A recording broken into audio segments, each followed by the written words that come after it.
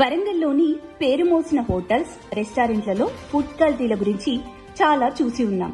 కానీ కేవలం హోటళ్లు, రెస్టారెంట్లు మాత్రమే కాకుండా పిండి వంటల స్టోర్లలో కూడా అదే రీతిలో జరగడం మనం ఇక్కడ చూడొచ్చు. వరంగల్ బాలసముద్రంలోని శ్రీనిధి తెలంగాణ పిండి వంటలు స్టోర్లో కొన్నటువంటి సర్వపిండిలో ఏకంగా ఓపెన్ చేసి ఉన్నటువంటి పిన్నీసు దర్శనమిచ్చింది. ఫుడ్ సేఫ్టీ అధికారులు ఇలాంటి స్టోర్లని, హోటళ్లని, రెస్టారెంట్లని ఎన్నిసార్లు హెచ్చరించినా పరిస్థితి మాత్రం మారడం లేదు. ఇక మనం డబ్బులిచ్చి మన ప్రాణాల మీదకి తెచ్చుకోవడం అంటే ఇదేనేమో. ఇక ఇలాంటి పిండి వంటల స్టోర్లో కొనుక్కొని తిన్నారో చచ్చినట్టే.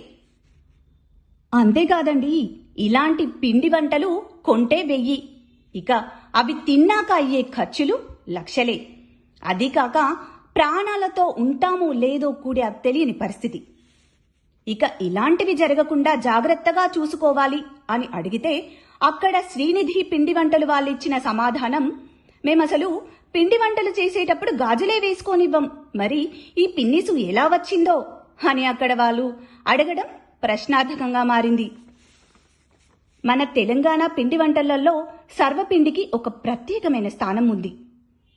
కానీ ఇప్పుడు అదే సర్వపిండిలో కల్తీ జరుగుతోంది. కల్తీతో పాటు ఇలా పిన్నీసులు దర్శనమిస్తున్నాయి. ఉద్యోగాలకు వెళ్లేవాళ్ళు, పిండి వంటలు చేయలేని వారు, చేయడానికి రానివారు ఇలా పిండి వంటలు స్టోర్ని ఆశ్రయిస్తారు. కొనుగోలు చేయడమూ జరుగుతుంది. కానీ ఈ పిండి వంటలలో ఇలా పిన్నీసులు వస్తే అవి వృద్ధులో లేదా చిన్నపిల్లలో తింటే ఎంత ప్రమాదకరమో తెలిసి కూడా ఇంత అజాగ్రత్తగా ఉండటం గమనార్హం. ఇంతకీ ఈ శ్రీనిధి తెలంగాణ పిండి వంటలు స్టోర్ ఎక్కడో లేదండి, నగర నడిబొడ్డులో బాలసముద్రంలోని ఎమ్మెల్యే గారి క్యాంప్ కార్యాలయానికి దగ్గరలోనే ఉంది.